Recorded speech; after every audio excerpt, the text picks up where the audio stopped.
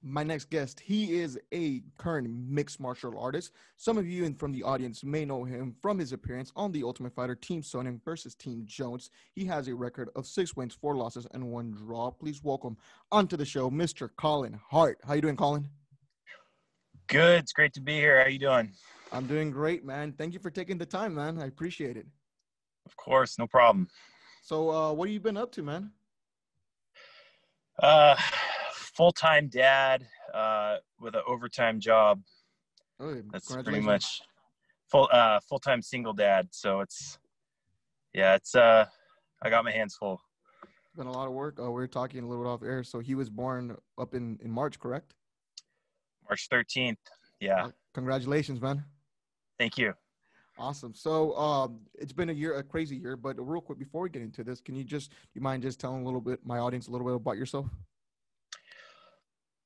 Yeah. So Collin Hart, I been into fighting and martial arts my whole life since I was a real little kid. Um, Finally got into it actually training consistently when I was 17. Then I went pro when I was 19 and just been going at it from there. Got on to tough. Was like just turned 23. So at least in the beginning, it kind of all happened pretty quick. I took 5 years off from competing in MMA. Kept training, realized I wasn't ready to retire, and gave it another go in Canada last year, and took a loss by decision.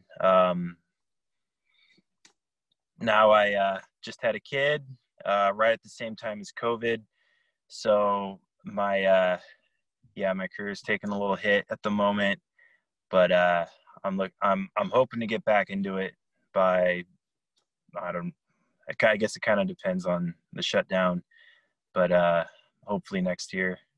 Awesome. What part of the country are you at, Colin? I'm in the North Bay area of California. Okay. So how has 2020 been for you? It sounds crazy. You had a baby during this craziness that has been 2020. How's that been for you, Colin? Man, uh, painful. Um, MMA was easier. Yeah. Uh, yeah. It's all been based around my kid. Okay. And that's been a pretty rough experience.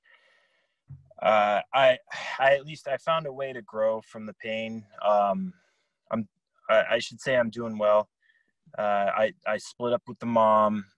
I took full custody while he was 8 months old.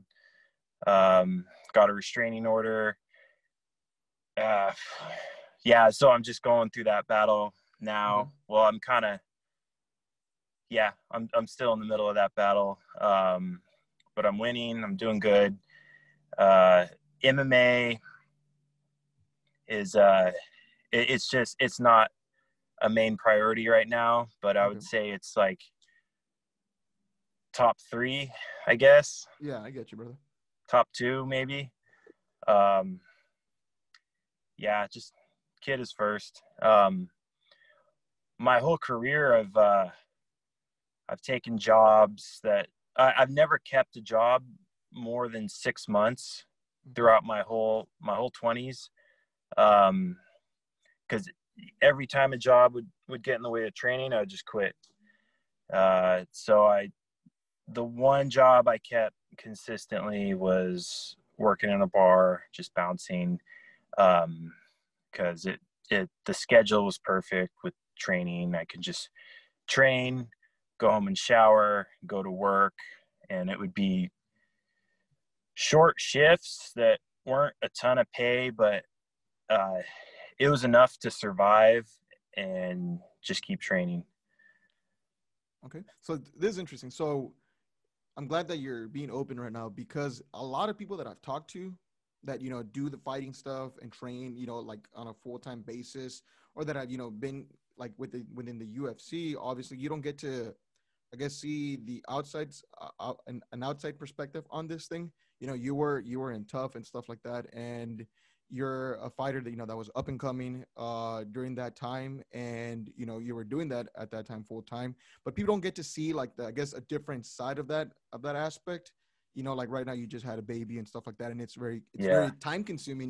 They become your life. My sister had a baby, about 4 years ago, and I'd see the difference that it was in her life, and it's crazy. And in a sense, like from my sister's perspective, she changed from it because they're the number one priority.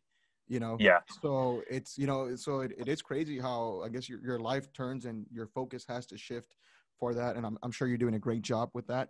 I wanted Thank to you. ask about your MMA career early on. So a lot of my audience may know you, from your days in the Team Sonnen versus Team John Bones Jones Tough Edition. One of my friends, shout out to Alan Dennis, he was real excited when I told him I was interviewing you because he was a fan of yours too on the show. He was Oh, a fan cool. of the John Bones Jones team there. What was that experience like for you, Colin? Uh, it's safe to say it was crazy Okay. and hard. Um, I remember it being kind of like a summer camp as a kid, where you're doing all these cool things, but Yeah. you kind of just want to go home. Okay. Um, it was, I mean, Vegas itself is like kind of like being on another planet, but that was just a whole another life. And I was young, Yeah. just turned 23, like 2 weeks before I got in the house. Um, and I, I was afraid to be like kind of jumping for attention of the camera. Yeah. So I kind of like I just shied away from it, but it was kind of impossible to do because they were in our faces 24/7. Um, I yeah, the cameras were a big part of our lifestyles. Like it was almost like, at least for me, it was almost impossible to act natural, Okay. because I like, even acting natural, I was still putting on an act. I Like get I, you. I didn't know I didn't know how to do it. I get Um, you. especially like this camera, like the size of my torso, just in my face. Um, but it was also the surveillance type cameras that were all throughout the house, even in the bathrooms. In the It was bathrooms? yeah, pointed right at the toilet. Uh, there's Mhm. zero privacy. Like, Dude, you what the hell? going number two, just looking up in the corner of the ceiling. There's a camera looking right at you. Um, those cameras weren't filming for the show. Uh, I'm still not 100% clear why they needed us on video going to the bathroom, but in case something happened in there, it was for the camera team to find us, Okay. or something. Yeah, that's a little Yeah, weird. yeah. I mean, I don't want to say you get used to it, but uh, you kind of get used to it, I Yeah, I guess. mean, you kind of have to, in a sense, ignore that. I mean, I mean, still, it sounds like a pretty uncomfortable experience when it comes there. And I'm sure it's uncomfortable. Is it safe for me to say that it's uncomfortable having a camera crew filming literally everything you're doing there? Yeah. Um, yeah. Uh, like like I was just trying to have the littlest normal daily conversation, and Yeah. it's like national news, and it's like, okay, uh, gotta act natural. Some people in the house were just fine with it. Um, yeah, I kind of strayed away a little bit. Uh, yeah, like the first morning I was in there, it was just eating a bowl of cereal, and there was a camera like 2 feet from my face, just documenting it. It was so bizarre, and it did kind of I did kind of get used to it. But yeah, that's all just the camera part of it all. Then I'm also in a house with 13 roommates that want to kill me. Yeah. And so I figured when I first got in, I had a training buddy, Dom Waters, who was on the season before me. He recommended one of the downstairs bedrooms, I think, because it was smaller, so would share it with less people. So immediately I claimed a bed in that bedroom, and my teammates came in, ripped my bed from the wall, and brought it upstairs to their room. So Team Jones, we had the master bedroom. All 7 of us shared one big bedroom, while Team Sonnen took the 2 bedrooms downstairs. Okay. Definitely better to share the bedroom with my team. When I was claiming the bed, I didn't know who was going to be in what room. Yeah. But yeah, sharing a room with 6 dudes, it's not great. It affected my sleep. I was always the last one to fall asleep, and there was always like 1 or 2 people snoring.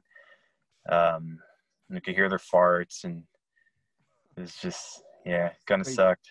Yeah, so talking about that and how you were at least, being able to sleep with your teammates. What was it like, I guess, heading into your first fight with Kevin Casey? Fans of the show may remember that I guess he messed with your sleep, and obviously you weren't the two-bit happiest with Yeah. that. What was that like, man? So our first night in the house, it must have been right after the fights to get in the house. Once we finally got into the house, both teams, we all had a big dinner. It was like a big meeting, and we discussed how we were going to handle the season.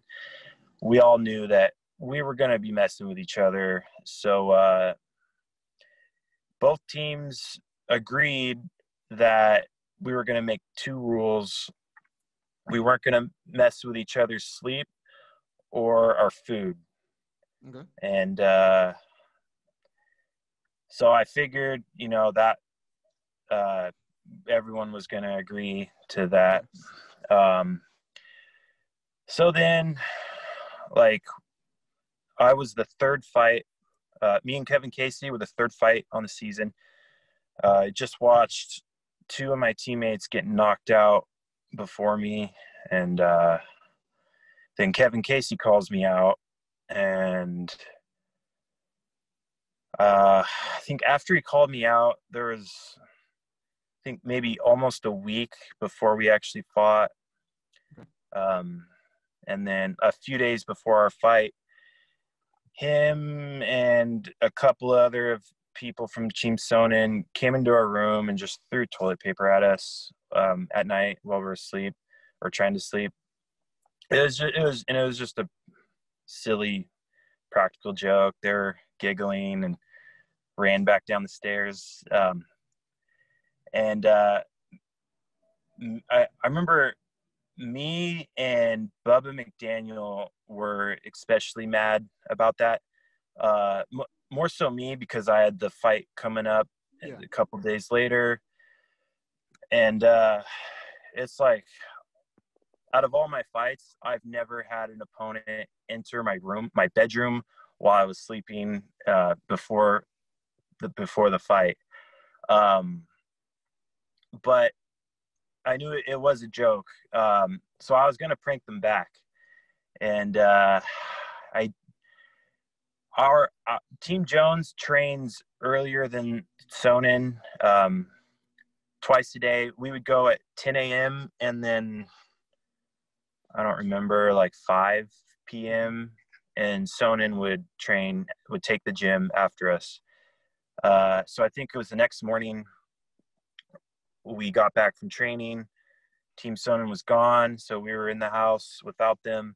So I went into their bedroom, and I was trying to figure out like other ways to prank them back. They had a humidifier in the room. I filled it with flour. So when they turned it on, it would just shoot out a big cloud. Like I turned off the water to their toilet and peed in the upper tank. I did a couple other things, like just stupid stuff. And my team, they undid everything. They took the flour out of the humidifier. They undid every prank I did. They wouldn't let me retaliate out of fear of them retaliating. I explained that I'm the one retaliating. But yeah, they didn't let me. So then I was just kind of stewing on it. And I watched like a Nick Diaz fight. We all did. It was like one of the few times we got TV. Yeah. We watched I think it might have been Nate Diaz. I don't know. Both of them I'm buddies with. I want to say it was Nate, and he lost that fight, and that just put me in a worse mood. And I was like, that's going to be me and Kevin Casey. We're going to be killing each other like that. And he screwed my sleep. He broke the rule. So screw this guy. So yeah, weigh-ins, I flipped him off. And I understand they were, I guess, being a little sensitive about it, if I'm not mistaken. Yeah, honestly, I was a little surprised at everyone's reactions. Like, it was like we're about to exchange head trauma, and everyone's freaking out about a middle finger. And like, to me, I figured that was a good thing, because like I got in his head. But like the rest of his team was shocked, and my team was shocked, and the half of his team was pissed off. I think a couple of them thought it was funny. I thought it was funny. Oh, sorry. What was that? I thought it was funny when I was watching it. I thought so. Yeah, I kind of regretted it. I kind of regretted it. So after I did that, I was a little surprised that everyone made such a big deal out of it. And I kind of like, I didn't really want to explain myself. I was just over it at that point. So I feel like everyone kind of heard Kevin's side of that a little better, or a little more. And I was kind of like, whatever, he screwed my sleep. Let's fight. But yeah, I don't know. That was why I flipped him off. Once everyone was making a big deal out of it, trying to talk about it, I was over it. I just like, I don't like let's just fight. Who cares? Yeah. I was surprised at Sonen's reaction though. Like he was very understanding about it. It seemed like, I don't know. Well, his take was, you can do whatever. If you're the one going into the cage to fight, you can do whatever you want. You know what I mean? Like, yeah. That was his reaction. Like, coach, as long as it's not the coach doing it for you, who's not going to get in the cage. I mean, he can, say, do whatever you want. You're going to get in, as long as you get in the cage. That was, I guess, his perspective on it. He talked about that afterwards, which I agreed with. I had a guy a couple of weeks ago. His name was Tyler Diamond. He actually came out in the undefeated season of The Ultimate Fighter. This was, some seasons later after that. And he flicked off his opponent, at weigh-ins. I thought it was funny. And, I mean, because the guy was talking so much, smack to him that he just did it, and he didn't care, and that's it. And like he dominated the fight, afterwards. Like, I mean, it was just domination. Yeah, it came off as kind of a strategic move also in my case. Because I think it definitely threw off Kevin and messed with his head a little. He's a rapper from LA. He's a pretty intimidating dude, and I don't think he's used to people throwing a middle finger in his face. So it kind of worked out. But yeah, uh, I kind of got in my own head too with it. I was like, shit, like if I lose now, I'm like, that's it. Like, Yeah. Well, I mean, you dominated the guy, Collin, so it wasn't. I guess it wasn't. That one wasn't a big deal. I guess. I mean, it is. I guess it does bring a lot of pressure, of course, for you to compete and perform. I thought you did good. yeah, I know you're upset because you didn't finish the fight, though.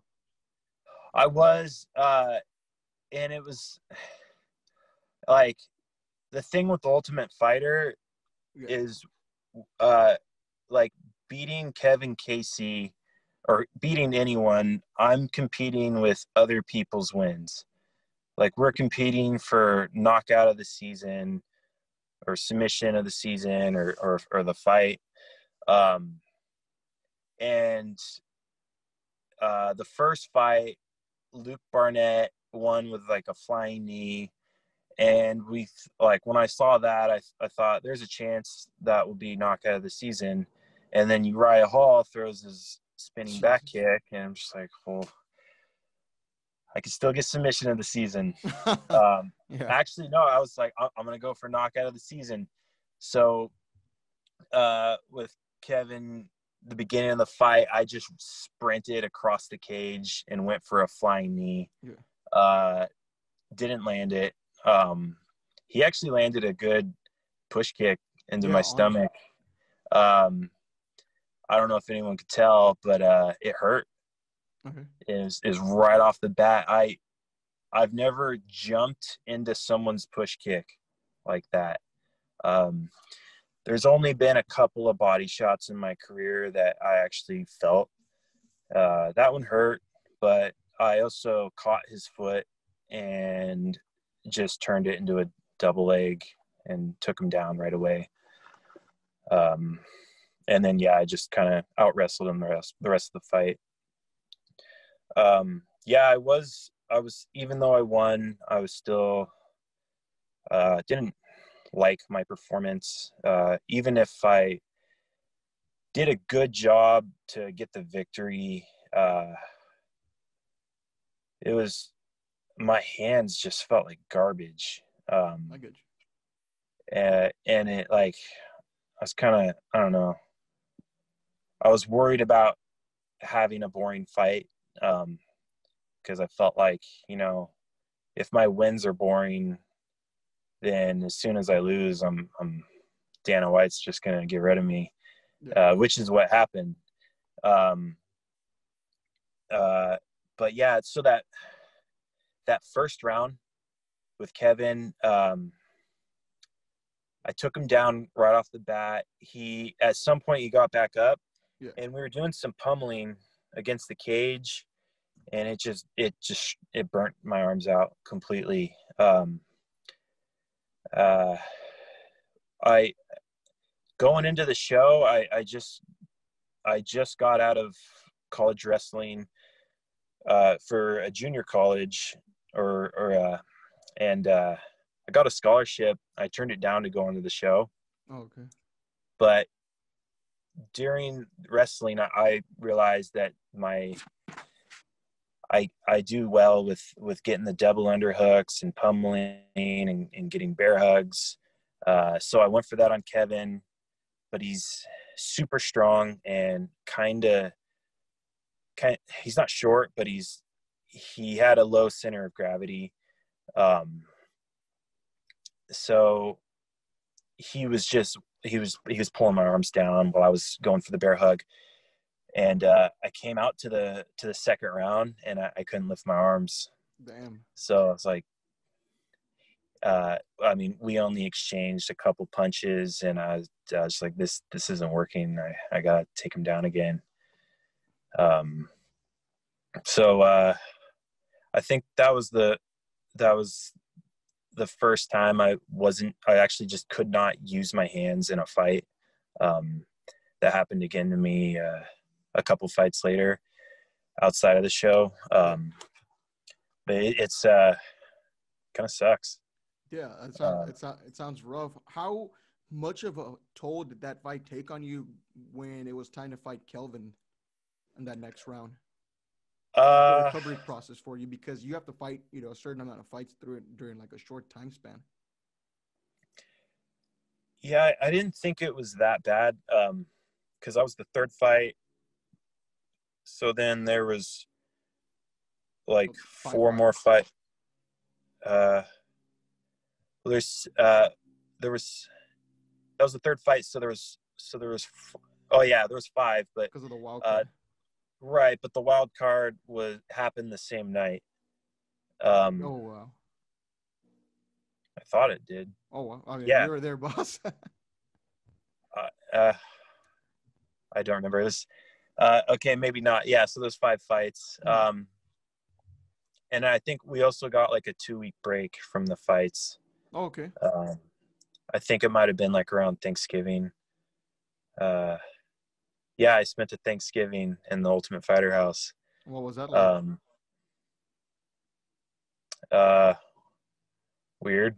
Uh, Yeah, with being uh, with a bunch of people that, yeah. yeah, you don't know as Um, much. Chael Sonnen was very involved with both teams, kind of. Um, he kind of organized some activities for us that day. Like we had a little like toy model boat race thing where we both built boats Yeah. um, and raced across the swimming pool with them. Like they were like rubber band powered or Yeah. something. Um, just did some, I don't know, some activities. What was it Uh, like with Child and Jones there? um, having them both around at the same time. No, yeah. Well, I don't. Did you ever get any, guess any time to like talk to Chill or anything like that? I know you trained with John.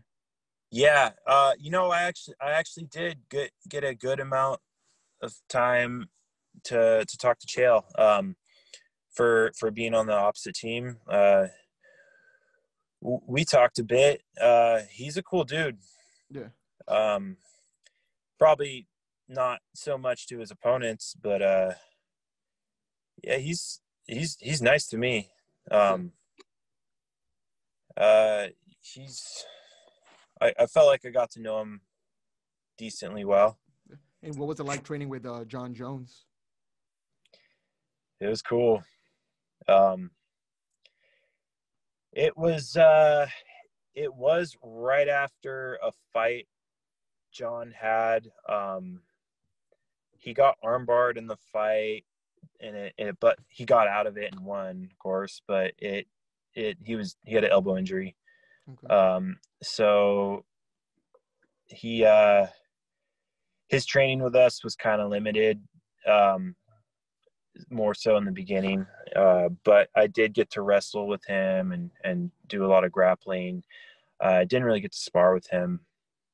But that actually just reminded me about the toll the fight with Kevin Casey took on me, because the biggest toll it took was all the scrapes and rashes I got from the canvas. It was on the cage. It was like sandpaper, and that was a full 10 minutes on the ground almost, and the top of my feet and my knees were just scraped up like I just got in a motorcycle crash.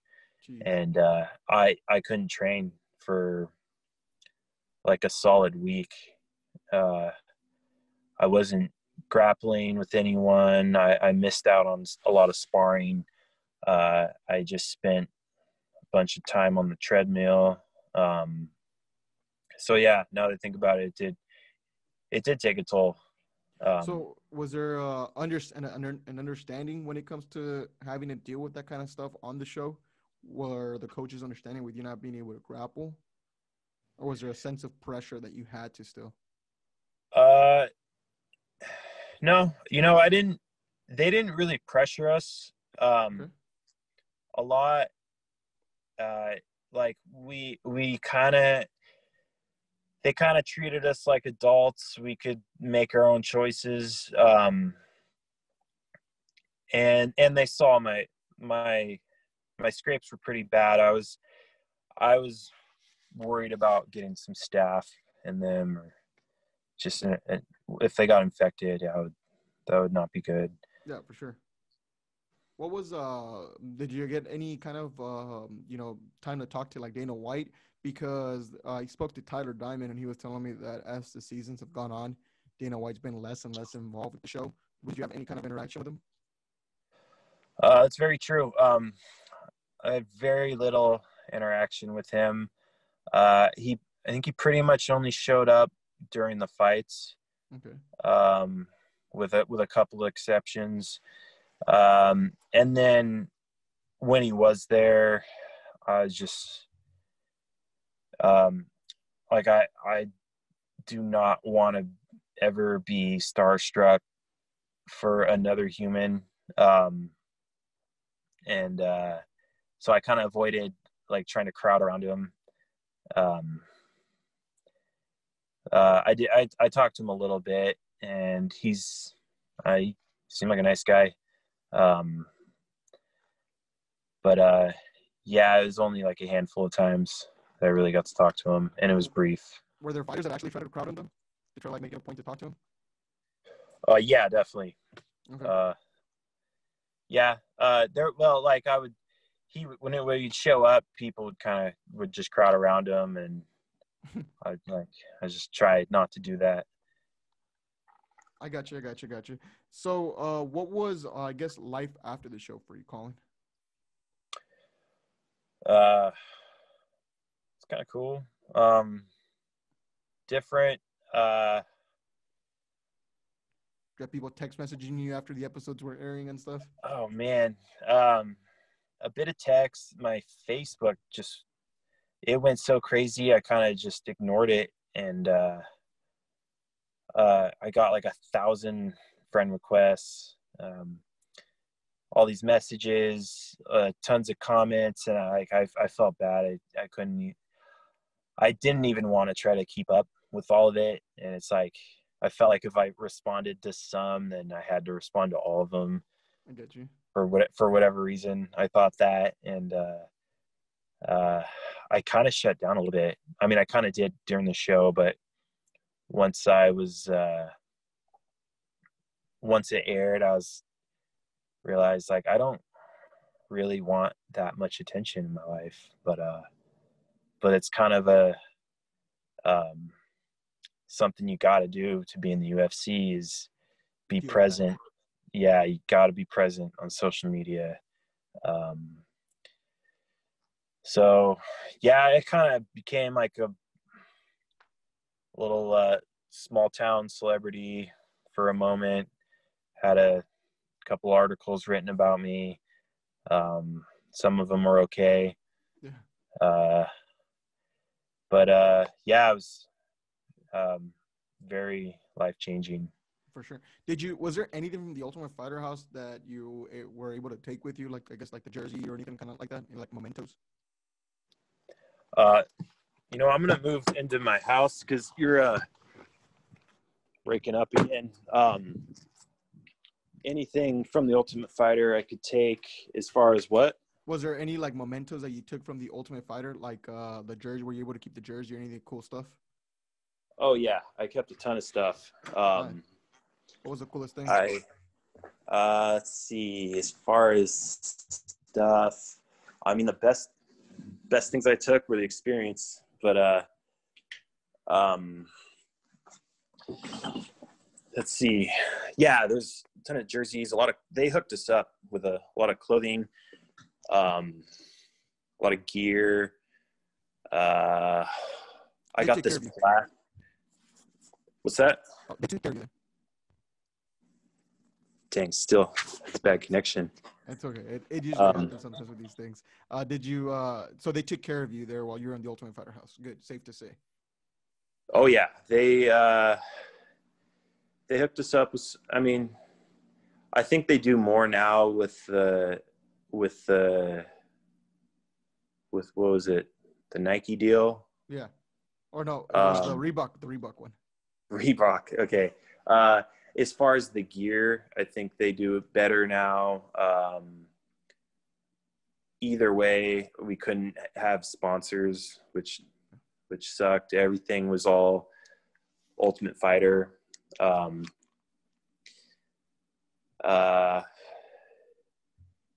As far as like sentimental stuff, I got a pair of boxing gloves that I got signed by everyone on the show. Nice. I ended up giving that to my doctor because he's helped me out a lot. He would always give me stitches in the middle of the night after training. Gary Furness, he's an awesome dude. I got this plaque. It's like plastic, just says my name, Team Jones. It's signed by everyone. I got it up at the gym at NorCal Fighting Alliance. That thing's kind of cool. Let's see. Yeah, that was 7 years ago. Pretty much all the gear is done. But I trained, put a lot of training into it, and finally wore out. Is there any advice before, as we're heading towards the end of the show, is there any advice you'd give to somebody that's chasing a dream but is having a bit of a setback, or is debating to see if they can make it or not? Collin, is there any kind of advice you'd give to somebody?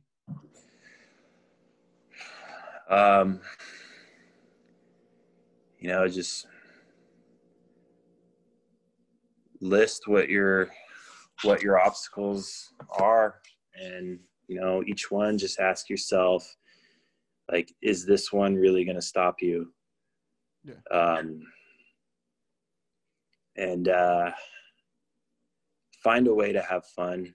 Definitely. Like, it's a hard journey, and if you don't enjoy it, then you might want to ask yourself why you're doing it.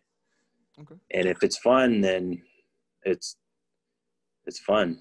Like, it's okay if it's hard. Yeah, I get you.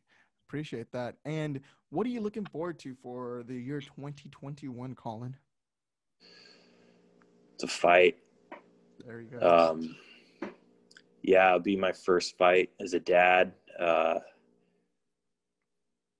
I just want to compete. Even if it's another jiu-jitsu tournament, I want to compete. I made a lot of changes in 2020. All of them for my kid, like quadrupled my income, bought a new truck, got custody, got a new home. 2021, I don't know. COVID will be around, but hopefully the fight game will open back up. I just want to train more. I get you.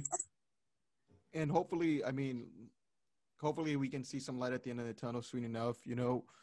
Vaccines going on. I don't know how you feel about that and stuff like that, but it feels like, sometimes, we're taking certain steps in the right direction. I'm not a vaccine person. I'll go ahead and say it on the show right now for my audience to listen. So I don't know how you feel about that, but we're at least trying to take steps in the right direction. I feel like, everyone's got an option. Obviously, just, to all my audience out there, make sure you're taking the right precaution to be safe. Anything you want to say, Collin, before we sign off? I'm not a vaccine person either, really. Okay, so we're on the same page. I would rather take a vaccine and train than do neither. Yeah, for sure. So, I'm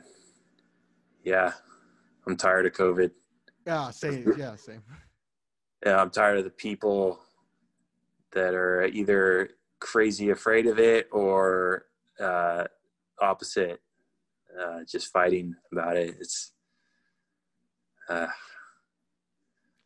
It's hopefully there's an end coming.